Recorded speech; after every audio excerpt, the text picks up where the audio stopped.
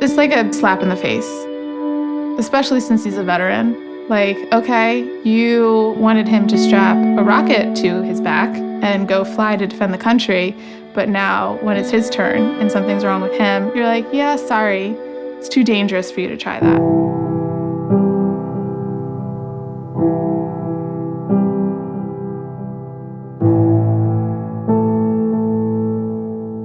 There's neurons in your brain that send signals out to your muscles and also in your spinal cord.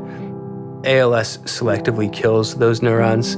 As those die out, you lose your hands, your legs, your feet. I won't be able to eat, I won't be able to drink, I won't be able to speak, I won't be able to breathe. There is no cure for ALS right now.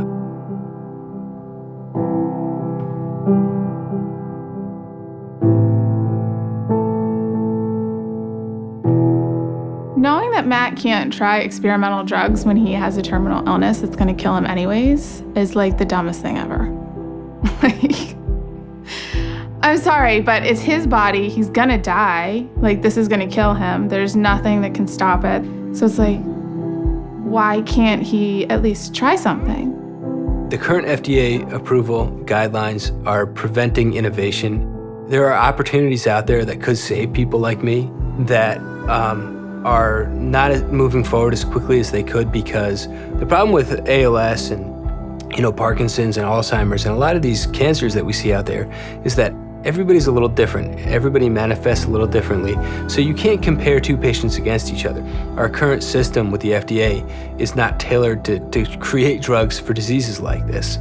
ALS is never going to be cured by a one-size-fits-all drug. I think a government organization that's set up to help the people, if it's not working, they need to figure out a way to make it work, because this isn't working. They're there to help us, not to hurt us. And right now, at least ALS patients, they're hurting them. There are states in this country where I could go legally end my life, but I'm not allowed to go try a drug that I believe could save my life.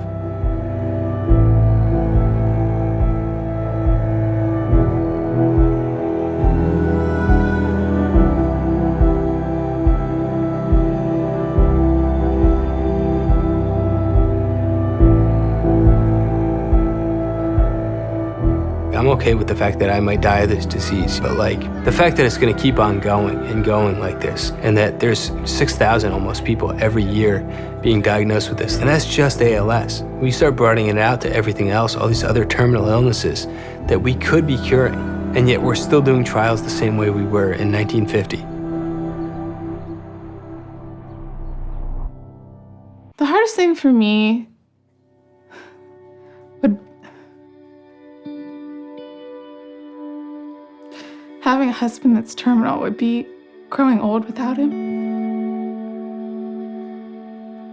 Since I met him when I was 18, he's just always been